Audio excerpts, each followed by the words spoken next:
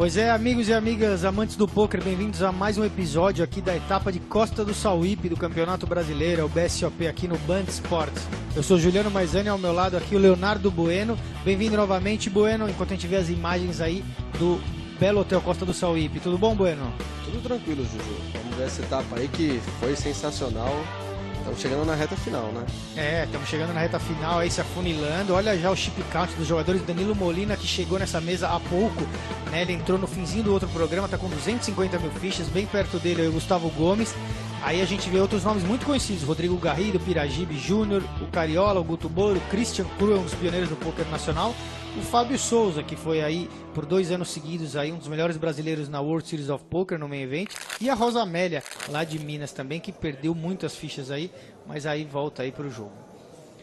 E temos aí, ó, a gente vê ali uma cadeira vazia, onde está o Danilo Molina, deve ter ido conversar com alguém, né? Tá pingando os blinds aí. O pessoal de casa às vezes pergunta, pode levantar durante o torneio? Você pode levantar, pode ir no banheiro, pode sair para comer ou fumar, mas você vai ter que pagar os blinds e os antes. Assim que funciona, né, Bueno? O pessoal às vezes quer aprender aí em casa. Subiu, o jogo é 9 mil. O jogador sempre tem aquela superstição, né? O pessoal sai, deixa a carta, e quando você volta você não quer ver o que você tem, né?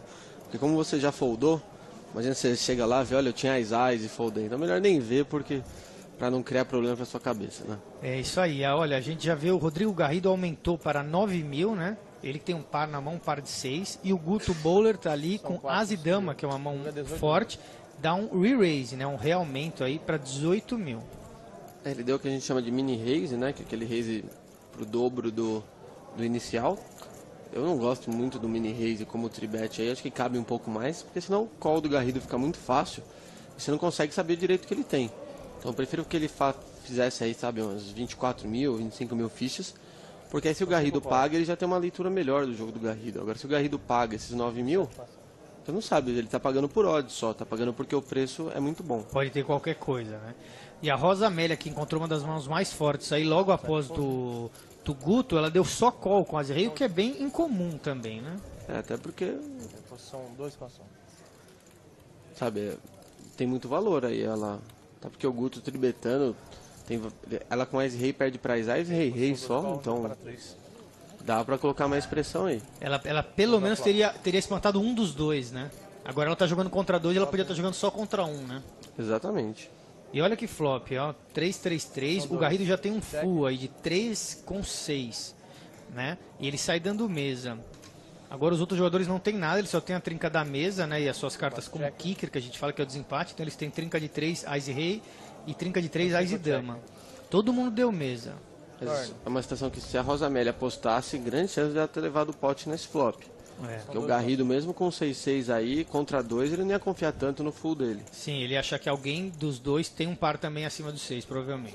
Ele não pagou necessariamente para ver esse flop, ele pagou para acertar um 6 porque o preço era muito bom, ou para jogar mano a mano contra o Guto. Agora, contra 2, aí dificilmente ele vai estar muito confiante nesse full dele aí. Isso, agora o Guto acertou o seu full, né, de 3 com Dama, e o Garrido da mesa ele aposta. Aquilo que você falou, se a Rosa Amélia apostasse no flop... Eu imagino, assim, se qualquer jogador apostasse, talvez até, por exemplo, o Garrido, que ele era o primeiro a falar, ele tinha a pior posição, né? Mas se ele também saísse apostando, talvez espantasse os outros jogadores. O problema é a posição aí também, né? Porque se ele sair apostando, ele tá fazendo uma jogada meio que no escuro, assim, torcendo pra ninguém ter nada e todo mundo foldar. Então você vê que aí ele mesmo com full bateu a dama, ele também folda, sem nem pensar muito. Certo. Então contra 2 jogadores, ele sempre vai pensar, a chance de um ter um par maior que o meu é muito alta. Então por isso que ele não sairia apostando e por isso que se alguém aposta ele ia foldar fácil. Já larga fácil. Então se eu tô no lugar da Rosa Amélia aí, eu vou estar lendo essa situação assim, olha, o Guto se ele tivesse um par, ele apostaria nesse flop. Porque ele teria um full. E como ele tá tribetando, ele teria um full forte. Certo. Agora a gente vai ouvir o Tom aí, esse jogador de boné, esse é o Tom Azevedo. Ele aconteceu um caso muito curioso com ele nessa etapa de Sauípe, e ele vai contar pra gente, né? Ele que perdeu as fichas aí no primeiro dia. Peguei uma mão... Olha lá. Primeira mão de valor, né? Peguei um rei, tô esperando, eu sou Big Blind, teve ação, teve raise, o botão pega, tribeta, eu forbet, ele call, flop valete 10 e eu não lembro a outra carta. Ele trinca na parada, eu c-beto, ele call, turn. Eu raise, ele volta, tribeta a parada, aí eu penso, vou de all-in. Eu acho que já estava errado, mas tudo bem, mas até então eu fui. Vou de all-in, chego na hora, ele tá trincado, eu rei, faz a contagem das fichas ali, eu pensei que eu tinha menos e larguei, fui embora. Cumprimentei todo mundo e deixei. Tô dentro do ônibus, o Curi me liga. Fala, ó, sobrou 1.500 fichas pra você. Aí eu falei, ah, beleza, eu vou voltar, né? Pô, seriam 10 Big Blinds, 15 Big Blinds na hora. Aí voltei, tinha uma ficha de 1.000, 4 de 100 e 4 de 25.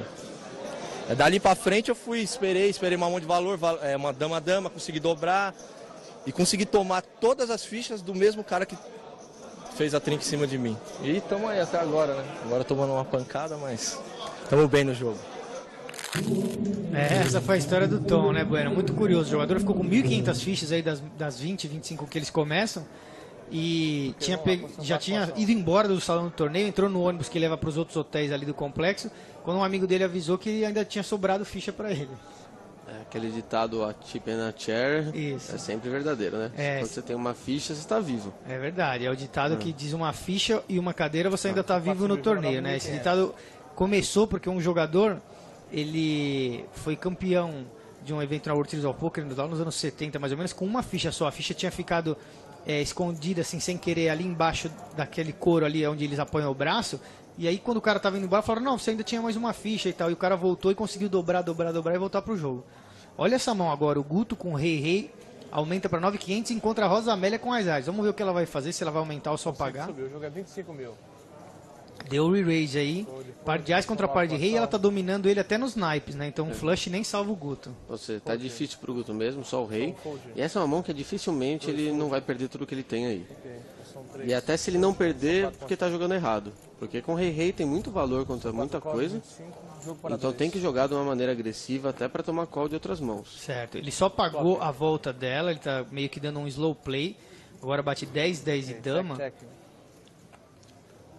São cartas altas aí, agora um 9 de espada. Os dois têm chance de flush agora.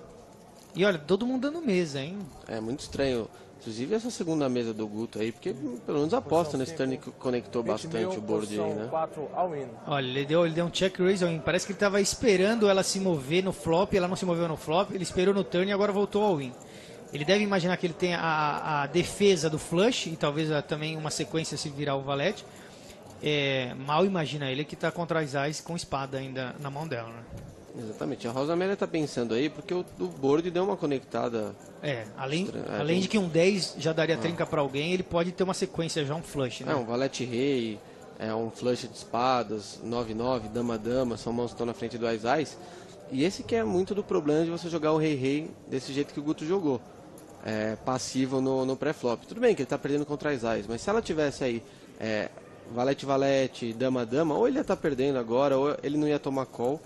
Então ele tem que jogar de um jeito que extraia o máximo de fichas da oponente. Não importa que você vai perder às vezes para as mas como você vai ganhar de As e Rei, Dama-Dama, Valete-Valete, 10-10, coloca a pressão aí no pré-flop mesmo, dá uma 4-bet, ou se pagou, sai atirando o turn pelo menos, ao invés de dar o check e o all-in.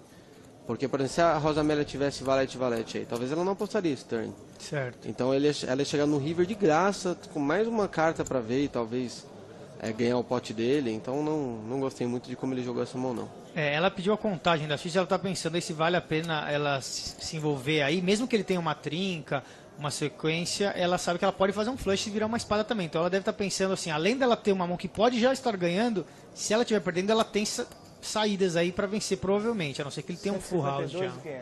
Por exemplo, contra uma sequência aí, ela tem o As, ela tem o 10, ela tem uma carta de espadas. Ela pagou. Agora, ela vendo as cartas, ela vai ficar bem mais feliz, né? Vamos ver. Ali, olha, eles vão virar. Virou o Rei, ela virou as As. Vamos ver aí. O Jorge, nosso dealer aí, mostrando as cartas aí.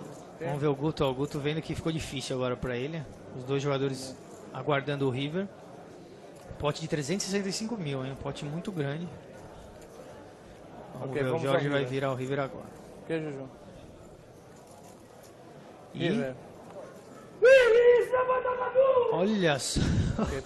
Ele acertou a sequência, broca o valete, que não era de espada, porque se fosse de espada ela faria flush, e saiu falando Yabadabadu. Ele que tem o Fred Flintstone aí como mascote, tem a tatuagem do Flintstone também. E aí machucou, pediu aí desculpa. Ela falou, não, merecido, merecido. Quer dizer, levou numa boa aí a Rosamélia. Mas é duro, né? Você tá com as Ais, perder pra um rei numa situação dessa ainda, né, Bueno?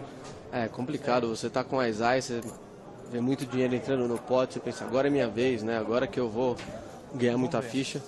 E aí não dá certo, mas quem joga poker tá acostumado a isso, tem que entender que nem a própria Rosamélia em outros episódios aqui do BSOP da Constituição IP, ela já deu suck-out, ela já ganhou mãos por baixo, sabe que vai perder mãos por baixo, vai perder mãos por cima. Isso acontece com todo mundo. E tem que agora ter cabeça para se manter no jogo, não é porque perdeu esse pote que você tem que vomitar suas fichas nas próximas mãos. Claro, quem joga aí depois de um certo tempo já passou por quase todas as situações no poker, né? A gente que joga há muitos anos, Bueno, já passou em situações que a gente ganha aquela mão impossível e perde também a mão impossível, já viu coisas absurdas acontecerem. O poker propicia também um pouco disso para quem joga há mais tempo.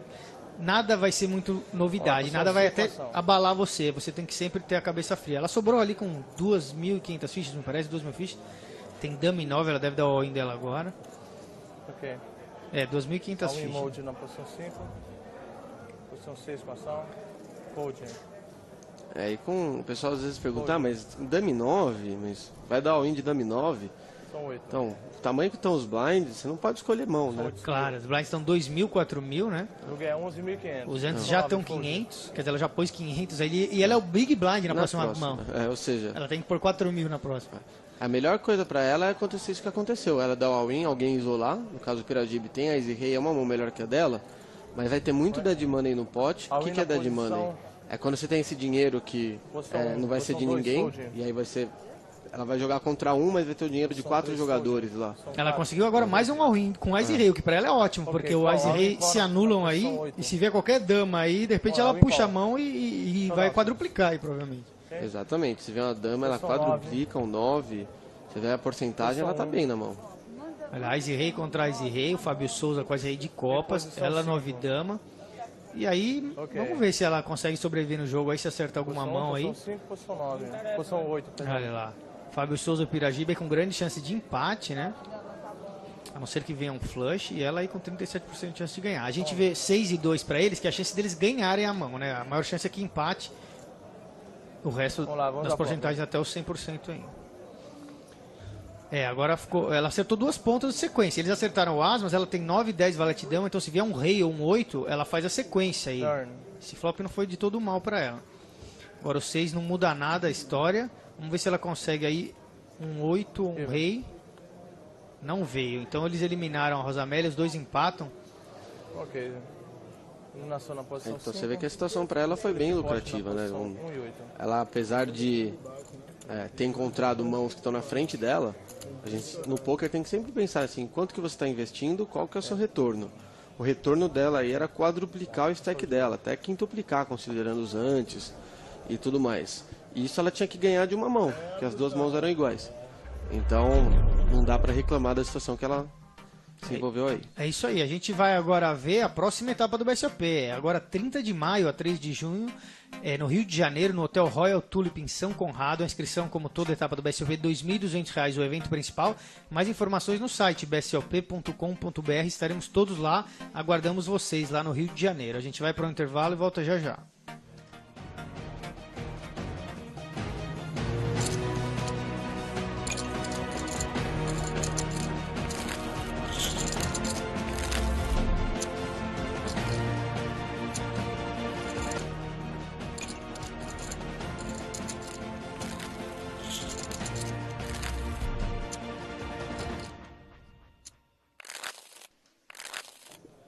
Pois é, estamos de volta aí, a gente vê que ainda ninguém foi movido ali para a mesa, no lugar que estava sentada a Rosamélia, né? Ao passo que o torneio vai andando, os jogadores vão sendo eliminados, os diretores do torneio vão remanejando os jogadores das outras mesas, para todas as mesas ficarem equilibradas com 9 jogadores, que é o normal no BSOP, né? Então já alguém vai ser movido ali para aquela posição. A gente vê aí a microcâmera especial, Fábio Souza, Ice Dama, e está dando raise para 9 mil. O blinds, como a gente viu, tava 2.000, 4.000, então é quase que um mini raise, né? Que seria 8.000, ele põe um pouquinho a mais, 9.000. Tem sido o padrão hoje em dia, né? Um pouco mais do que 2 vezes. O pessoal faz isso porque acha que não tem que investir tanto para tentar ganhar os blinds, né? Então, ele investe o mínimo possível, porque aí se toma um tribet e tem que foldar, ele perdeu poucas fichas. E se tem que pagar, por exemplo, para uma tribet, a tribet vai ser menor também. Então, ele tem que investir menos para defender o seu raise. Então, por isso que o tamanho do raise evoluiu nesse sentido, para ficar cada vez menor. Certo, e aí o Rodrigo Cariola dá o all-in de As e 10, de all-in de 81.500, e o Fábio Souza está pensando se paga ou não, pagou. O call normal aí com As e Dama, né? Porque com As e 10 aí ele tinha aí pouco mais de 20 blinds, então é um stack perfeito para um raise steel desse. Porque ele sabe que não é tão fácil para o Fábio pagar, então ele vai fazer isso com As e 10, com As valete, com As e 9, Rei e Dama. Várias mãos que o As e Dama está bem na frente. E olha aí, o flop 5, 6 e 8 não ajuda muito o Rodrigo, que precisa acertar um 10 aí, né? Porque se ele acertar o As não adianta nada. E se acertar copas também não adianta, porque a Dama de copas está na mão do Fábio, daria um flush maior ao Fábio. Só um 10 agora que salva ele no River. Vem um 7 aí, ó. A mesa quase faz uma sequência, 3 cartas de copas, mas não deu pro Cariola, que tá eliminado aí. Ele que vai curtir aí um pouco do hotel ali na costa do Sauípe e sai do evento principal. Já tá com a regata, vai pra praia agora, tá no horário ainda. Né? Praia muito bonita lá, tá o pessoal também da Bahia que levou a gente para passear ali perto do Guga, o pessoal que mora lá, ó, né, que conhece bem a região, levou a nossa equipe para passear e conhecer ali a Praia do Forte, Salvador também, foi muito, muito interessante. A gente vai a mesa aí com 7 jogadores, então o jogo costuma ficar mais agressivo, porque quanto menos jogadores na mesa, menor é a chance de alguém vir com uma mão forte. Então os jogadores podem soltar um pouco seus ranges e jogar mais agressivos. Você está jogando uma mesa com 9 ou 10 jogadores, às vezes você vai querer roubar o blind pré-flop, mas sempre tem alguém com uma mão mais ou menos, assim, por uma questão de estatística mesmo. Agora a gente é capaz de ver, por exemplo, o CK aí se envolvendo com uma mão um pouquinho mais fraca. Ou quem for se envolver, jogar com uma mão mais fraca, porque sabe que a chance de encontrar uma mão grande é bem menor agora. O Guto ali tá com cara de que vai entrar na mão não. Largou também, sobrou pro Molina no botão, com certeza ele vai aumentar e tentar roubar essa mão. Ele é o botão, ali tem o botão vermelho na frente dele, quer dizer, ele é a melhor posição aí na mesa. Ó, tá com uma mão bem ruim, mas ele tem a melhor posição da mesa, 8 e 5. Ninguém entrou na mão, só tem o Small Blind e o Big Blind, que estão aí obrigados, né? Eles foram obrigados a entrar. Na verdade é só o Big Blind, parece que tá o Big Blind sozinho, porque o Rodrigo foi eliminado e ele seria o Small Blind. Então tivemos só o Big Blind com o Piragibe, que defendeu aí e pagou. Só que o Molina acertou o melhor par aí, ó. Ele tem 5 e 8, o Piragibe acertou 3. E essa que é a força de uma mão assim. Mesmo uma mão como 8-5, de vez em quando acerta aí um top pair, um middle pair, que como você está em posição e você vai ver o que o oponente faz antes, e ele não vai ver o que você faz antes dele decidir a jogada dele, você tem uma vantagem absurda na mão. Molina aposta, ele dá o que a gente chama de continuation bet ou c-bet. O que é isso? Quando o jogador foi o agressor pré-flop e ele vai e atira no flop de novo, mesmo acertando ou errando o board. No caso ele acertou, agora acertou 2 pares, olha. O Piragibe tá pagando, ele não acredita que o Molina ia roubar, né? Ia subir essa mão com um 8, um 7, um 3, então o Piragibe tá sentindo que deve dar combate, né? Até porque o Molina tem muitas mãos no range dele aí, como por exemplo, sei lá, Rei 10, 10 e Dama, mãos assim, que ele aposta nesse flop. Quando a gente fala em range, o que a gente quer dizer? É que o Molina não tem só 8-5 aí. Do mesmo jeito que ele está jogando 8-5, ele podia ter aí 9-10, ele podia ter Ás e 2. Então várias das mãos que o Molina pode ter, o par de 3 do Piragibe Júnior está na frente.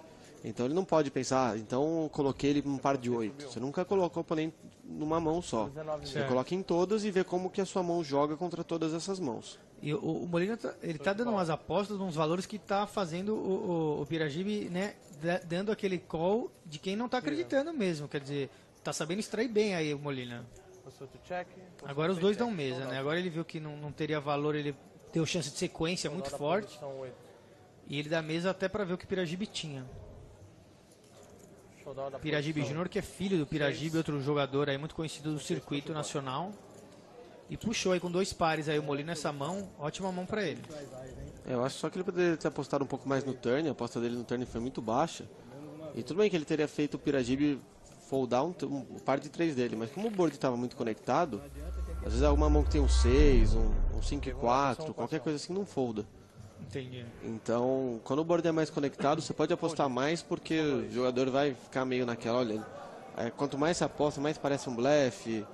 Então, funcionou contra o par de 3, mas acho que contra a maior parte do range do Piragiba ele poderia ter ganhado mais fichas aí. Entendi. Então aí a dica, o Molina poderia apostar um pouquinho mais no turn aí para extrair de maioria das outras mãos possíveis de estar participando naquela altura do jogo. Olha aí, um par de 10 e agora um par de 8. É o Garrido com par de 10, o Molina par de 8, vai com certeza pelo menos pagar ou aumentar. Chegou um jogador aí, como a gente estava explicando, que eles vão sendo remanejados, ele chegou bem ali entre o Piragiba Júnior e o Molina. Ele vai jogar a próxima mão apenas. O Molina só paga aí. 10 mil, posição 8 fold. Ou perdão, qual 9 mil, posição 8 fold. O Gustavo Gomes aqui é o Big Blind. Ele já pôs 4 mil, ele precisa pagar mais 5 mil aí. E olha, tem um par também. Interessante a mão, hein? Par de 7, par de 8, par de 10. Vamos ver se ele vai dar um re-raise ou só pagar para ver se flop com o par. Ele tá pagando. Só 9 call, 9 mil. Poderia dar o squeeze aí porque já tem bastante dinheiro no pote, né? Mas caso o Garrido esteja muito tight, ele pensa, olha, chance de encontrar o Garrido com uma mão forte, então vamos só pagar aí que tá barato. Flop.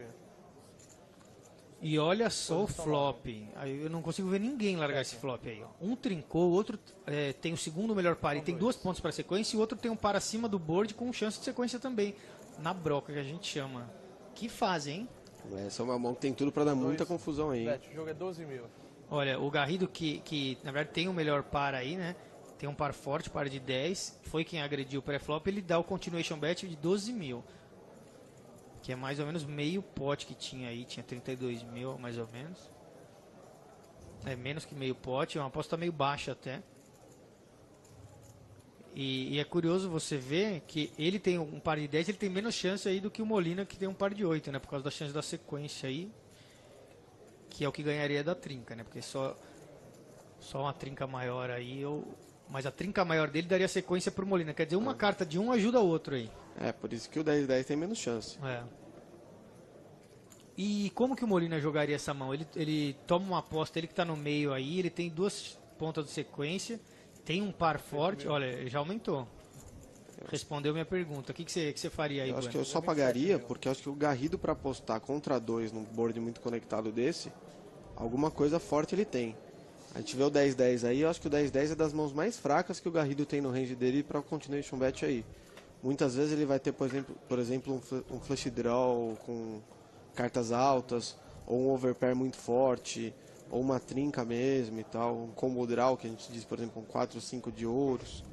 É uma mão bem forte que o 8-8 não tá tão bem, né? Certo, e aí o Gustavo que tá vendo um apostando, o outro aumentando, e ele trincado tá falando, meu Deus, não posso estar perdendo essa mão dos dois, né? A não ser que alguém tenha trincado de 9 ou já seguiu, mas acho que eu tô muito forte. E ele só paga, aí meio que escondendo a sua mão, né? O problema é que o call também não esconde tanto a mão, nessa altura, né? Porque quando tem um bet, um re-raise, você paga, você tá mostrando muita força também. E é por isso que ele pensou bastante. Velho, como que eu jogo de um jeito que a minha mão não pareça da força que ela de fato é? Mas ou ele aumentava ou ele só pagava, que as duas coisas já mostram força, né? Exatamente, você fica numa situação que você não tem muito o que fazer. Então eu até gosto dele ter dado só call, desde que o plano dele seja, por exemplo, sair atirando e um monte de turn aí. E o Garrido, o que você tá pensando agora, hein?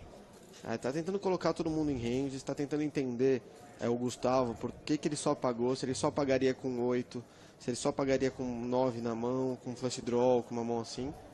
Porque às vezes ele não tá. Ele deve conhecer o Molina de outros carnavais aí, então às vezes sabe que o Molina é mais agressivo. Ele deu all-in. Tanto que deu all-in por cima de toda essa confusão aí. E o all-in dele não é muito forte, 85.500, já tem 27, cada um já pôs, fora o que já tem no pote agora.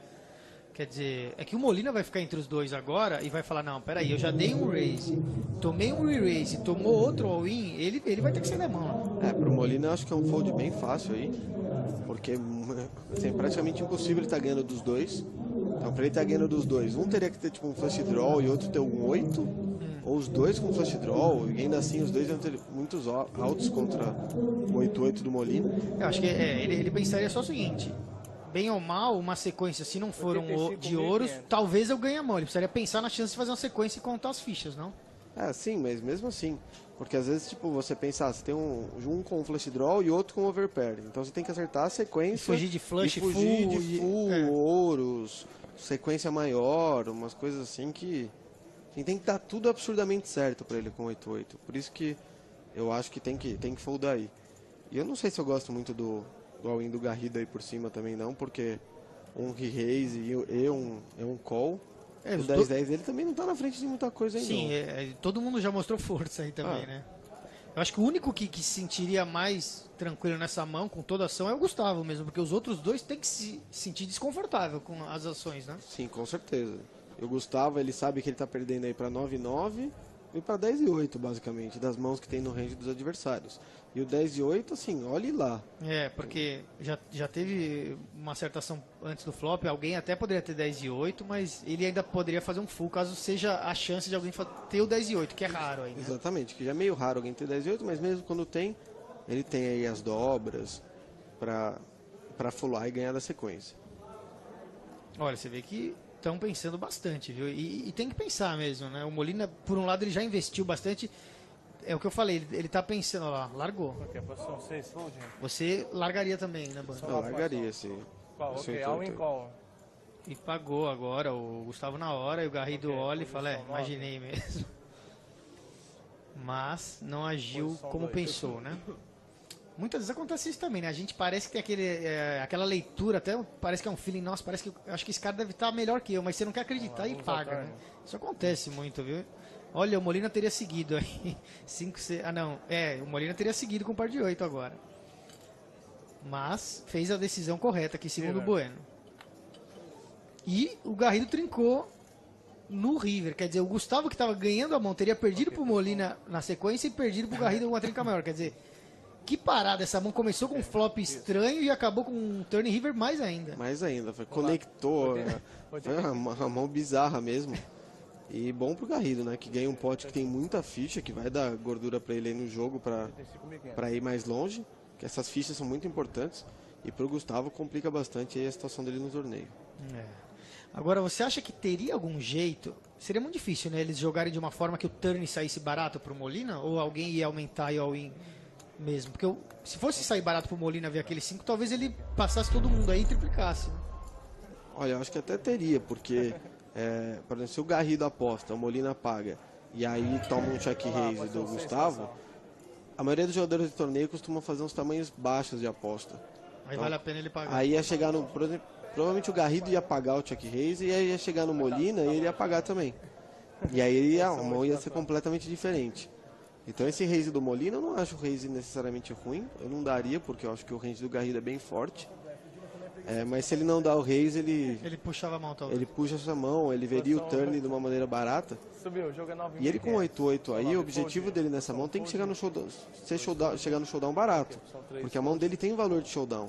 Quando ele dá um raise desse, ele está transformando a mão dele num blefe, que tem um pouco de equidade, porque ele tem as duas pontas, mas o par não serve mais para nada. Então ele poderia fazer isso até com, sei lá, com Ice Rei, por exemplo. Porque contra Dama-Dama, o Ice Rei dá a mesma coisa que esse 8-8. Você tem a chance de bater um Ice ou um Rei, do mesmo jeito que o 8-8 tinha a chance de bater as duas pontas para sequência. Entendi. Qual? 9.500. Bom, agora o Piragibe subindo com Ice 7 naipado aí, e o Alexandre que chegou na mesa ali no lugar onde estava a Rosa Amélia, deu call com Rei 10. E olha só esse flop também, hein? Traz de confusão pra galera. Um tá no flush draw de ouros e o outro fez 2 pontos pra sequência. 10, Valete, Dama e Rei. Na verdade, o As tá ganhando aí já por ser a carta mais alta. Ninguém acertou par no flop. E vem já a sequência aí pro Alexandre. 9, 10, Valete, Dama e Rei. O Piragibe, os dois deram mesa no flop. Eles jogaram passivamente e ninguém jogou o draw com agressão. Como fazer, Bueno, nessas horas assim? Você quer ver uma carta barata ou grátis para tentar acertar seu draw, mas você também dá essa chance aí de ficar grátis aí pro adversário, né? Eu acho que na verdade você tem que apostar. O Piragibe tem que apostar esse flop, não necessariamente para acertar o draw dele, mas para crescer um pote, caso ele acerte o draw dele, né? Check, showdown. Eu não gosto de como essa mão... Aí ele pagou olha lá, mostra a sequência. Mas o jogador não apostou, ele fez a sequência... Ele apostou no turn e aí no river ele não apostou, né? Teve a dobra, mas ninguém tava com cara de estar com full nem trincado aí, né? Não, porque se tivesse com full, ou com mãos que fazem full, ou com... que são assim 2 pares, ou trincas que quando dobra, fica com full no river, teria apostado antes na mão, né? Foi bem estranha essa jogada aí do Alexandre, que fez a sequência e deu mesa na última rodada ali no river. A gente volta aqui a ver a próxima etapa, que vai acontecer agora no Rio de Janeiro, dia 30 de maio. Começa o BSOP Rio de Janeiro. Quem quiser mais informações, bsop.com.br. E quem quiser jogar de graça esse torneio, é só entrar no pokerstars.net, que tem torneios grátis lá, para você ganhar sua vaga pro BSOP aí. Muito boa essa oportunidade. A gente volta já já, depois do intervalo aqui no Band Esportes.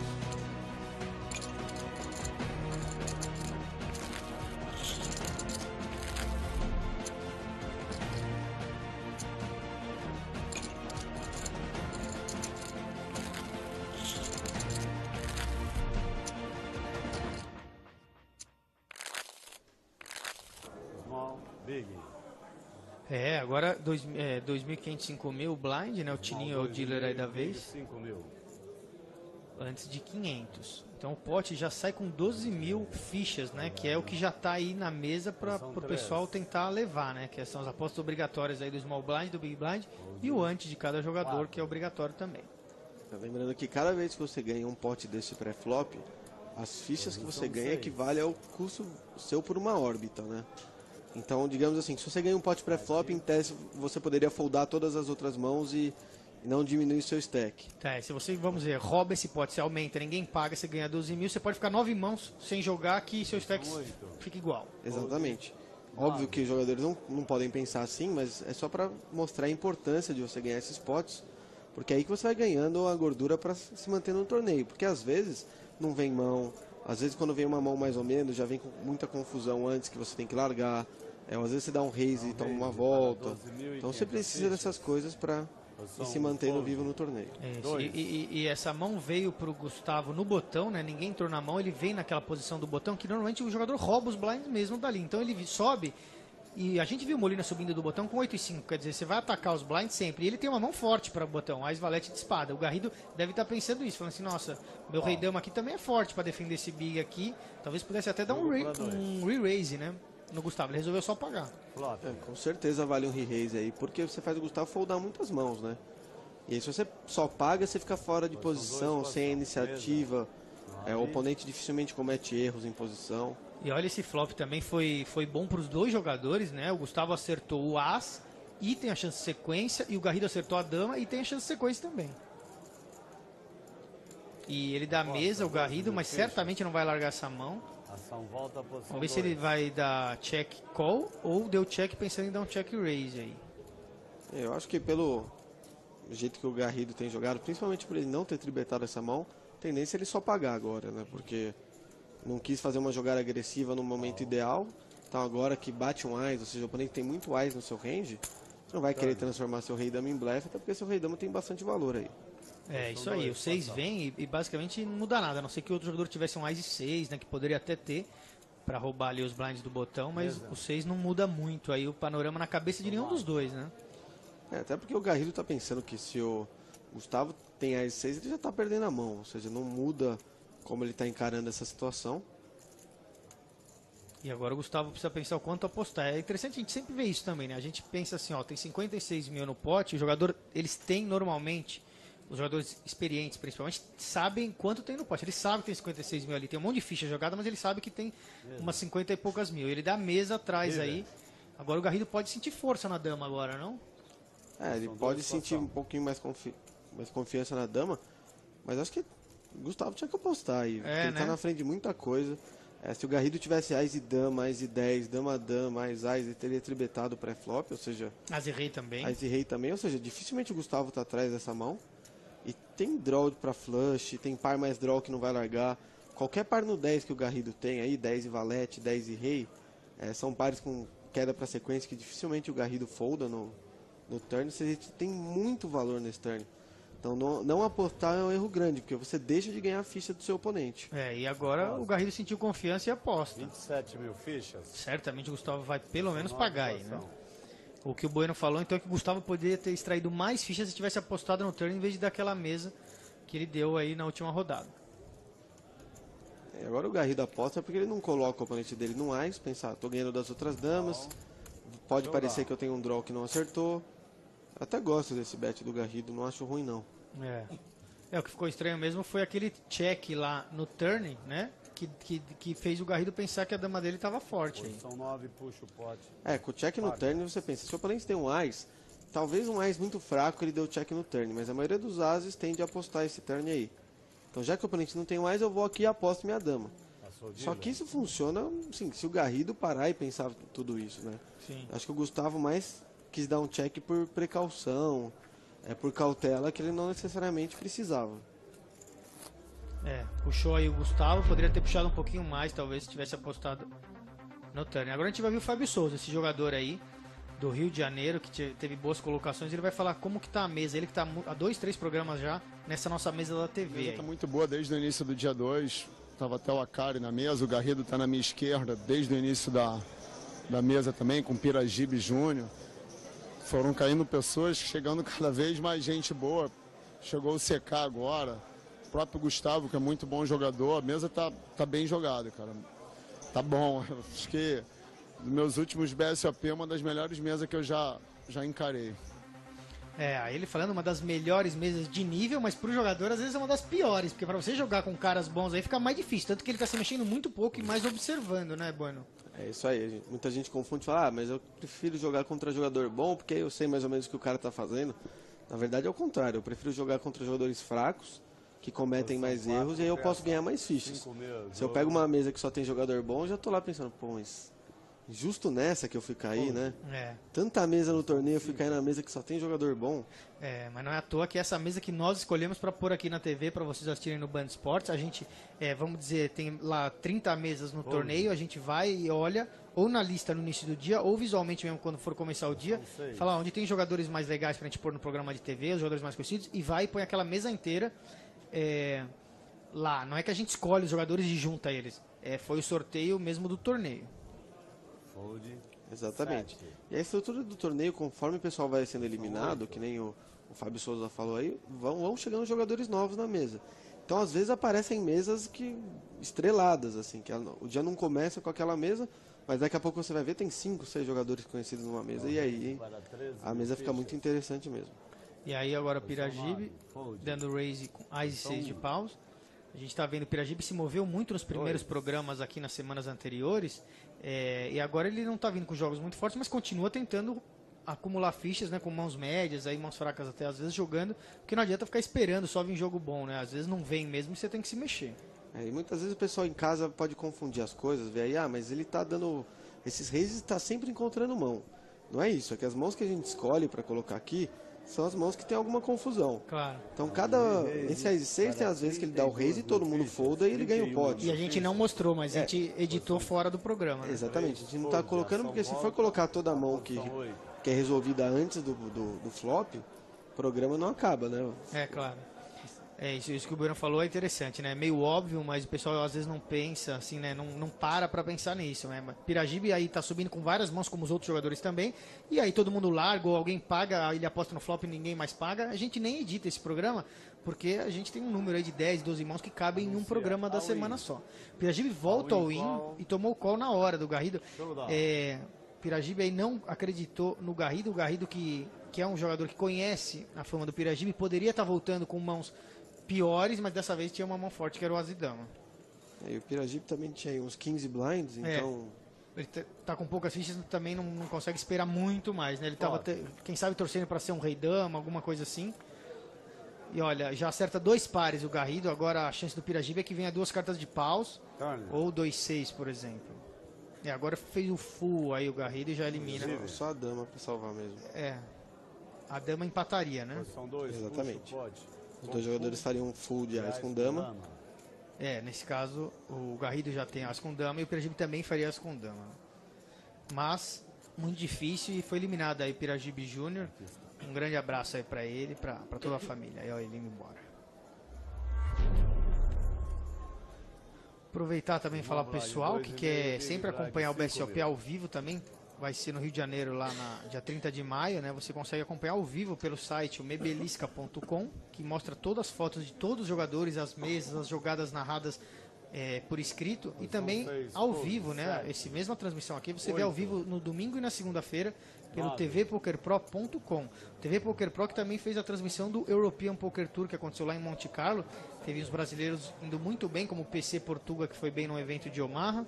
O Vitor Esbriça também, que foi muito bem no evento principal e no High Rollers. O Esbriça que ganhou o LAPT aqui em São Paulo. Então um abraço aí ao Esbriça, ao Armando, irmão dele, ao seu Marino, o pai dele, toda a família e o pessoal que teve lá em Monte Carlo também, como o Gabriel Otranto, o Akari, o Mojave. Muitos brasileiros viajando para os grandes torneios. Cada vez mais o Brasil vai chegar com mais gente jogando bem, né, Bueno? O poker não para de crescer aqui no Brasil, então quanto mais cresce, mais jogadores aparecem. Quanto mais jogadores, mais chance de cravar um torneio grande e tal. Então a gente estava acostumado há um tempo atrás de 1, 2 jogadores jogar um evento desse, hoje vão 5, 6, 10 jogadores, né?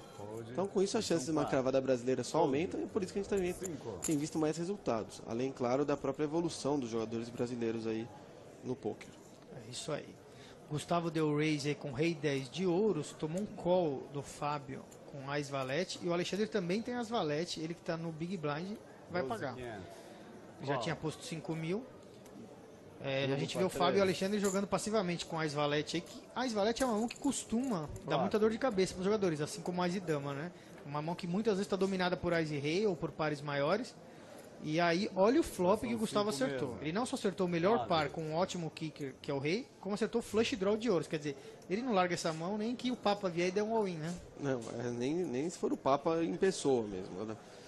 Mas essa mão do Alexandre, acho que o Alexandre poderia ter dado um re-raise, porque o Gustavo vai abrir aí com várias mãos que o Ás Valete está na frente. E o Fábio vai pagar com várias mãos que o Ás Valete está na frente, mas não só isso. Várias mãos que ele folda para uma tribet. Então já tem muito dinheiro no pote, ele não precisava investir tanto como um move que tem grande chance de passar. O call do Fábio eu até entendo, porque ele mantém mãos piores no pote, ele vai jogar em posição, ele pode floatar depois o Gustavo e ganhar o pote sem showdown lá na frente. Agora o Alexandre está fora de posição. Quando você joga fora de posição, você não tem muitos recursos, muita coisa para fazer. Então eu preferia que ele desse uma tribet e resolvesse a mão no pré-flop. Se ele dá uma tribet aí, provavelmente o Gustavo folda. O Fábio vai pensar, pô, o cara tribetou em 2. Foldaria o Ás e Valete dele, foldaria um 8-8, um 7-7 que ele eventualmente tivesse na mão. Ele ganharia o pote sem essa dor de cabeça toda que ele está tendo agora. E agora ele está meio que não querendo acreditar que o Gustavo tem alguma coisa, né? Porque ele está pensando em pagar aí. E ele não tem nada também, ele só tem o Ace High, que a gente chama que é o As, que é a carta mais alta, mas não tem nenhum par. E olha, ele tá pegando ficha para pagar. Ele pegou 15 mil, as fichas azuis valem 5 mil, as amarelas 1.000. Então ele pegou 17 mil ali e jogou. Nisso alguém grita numa mesa ao lado ali, alguém ganhou alguma mão importante. Boa, Chumi. Turn. E olha, dobra o 2, quer dizer, esse 2 aí não muda nada. Ele dá até talvez um pouco mais de confiança ao Alexandre, que já está desconfiado, né? Que o Gustavo não acertou nada. O Gustavo vai apostar mais aí, com certeza. Lembrando que o Alexandre, numa mão há pouco tempo aí, foi aquele que fez a sequência contra o Piragibe e acabou não apostando, né? Então, vamos ver o que ele vai pensar nessa mão aí, que ele só tem o As. Fora que mesmo que ele pague com Ás Valete, pensar, o Gustavo não tem nada. Às vezes o nada é Ás e Dama, é Ás e Rei. Que tá ganhando já. Ele tá ganhando já dele, né? Fora que ele fora de posição, dificilmente ele vai conseguir fazer as leituras com a mesma precisão que o Gustavo vai fazer, entendeu? Certo, agora as apostas do Gustavo estão muito baixas, né? No primeiro, no flop, agora no turn, tinha um pote de 78, ele pôs 25, ele tá pondo tipo um terço do pote aí. Você acha que isso é o que pode estar atraindo a desconfiança aí do Alexandre? E ele pagou rápido, hein? Eu acho que é mais ou menos isso, porque o que o Gustavo tá pensando é o seguinte, não quero espantar um 8-8, um 7-7, então deixa eu apostar fraco, né? Fez o flush agora. Fez o flush agora. Posição 9. Deve estar se sentindo tranquilo, né? Ele estaria perdendo por uma quadra de 2 ou um full qualquer, aí que não tá com cara, né? A não ser que realmente o Alexandre tivesse acertado aí uma trinca de 10 no flop e tá só dando slow play pagando, né? Mas o Gustavo deve estar se sentindo tranquilo porque ele tem um 10 na mão também. Estaria aí perdendo, ou basicamente por uma trinca de 3 só, né? É o mais razoável, vamos dizer. Então, assim, o que ele está pensando agora é o tamanho de aposta. Você deve estar pensando, o que o Alexandre deve ter, considerando o que ele tem, quanto que eu aposto para ele pagar. Eu aí apostaria, acreditaria que o meu oponente possa ter um 10 na mão, possa ter um par médio 9-9, 7-7, algo assim. Eu apostaria meio que meio pote mesmo. 60 mil, 65 mil. Não apostaria muito mais que isso, não. Ele pôs menos, acho. Posição 9, dá aposta 35 mil Apostou fichas. muito baixo de novo. E o Alexandre tá pagando até agora com as, acho que ele vai pagar. Pagou. Pagou com as. E vê o flush aí do Gustavo. Você vê os jogadores todos levantados porque vai ter um intervalo. Aí eles vão sair pro seu intervalo aí de descanso. Com 2 pares, 10 com 2. O Tininho tinha visto 2 pares, mas não viu o flash. Flash. Agora viu. Aí viu o flash agora. O Tininho Dealer viu os 2 pares 10 com 2, que já tava ganhando também, Já né? tava. O famoso ganhou de goleada, né? É. E as fichas são pro Gustavo e o pessoal vai pro intervalo aí. A gente vai continuar aqui. Só que o jogador não pode fazer aquele teatro porque a gente tem câmera aqui, né? É. Ó, a gente vai embora. Então é o intervalo deles e o nosso. O programa passou tão rápido, eu nem percebi. A gente volta semana que vem, Bueno. Twitter do Bueno, quem quiser aulas de Poker Coach, é @Bueno09, né, Bueno? É isso aí. A aula de poker é interessante para você aprender pro que você precisa. Conteúdo específico para você. É isso aí. Quem quiser é só procurar ali no @Bueno09. O meu Twitter é @JMaisano. E o do BSOP, @BSOP Oficial. Até a semana que vem aqui no Band Esportes.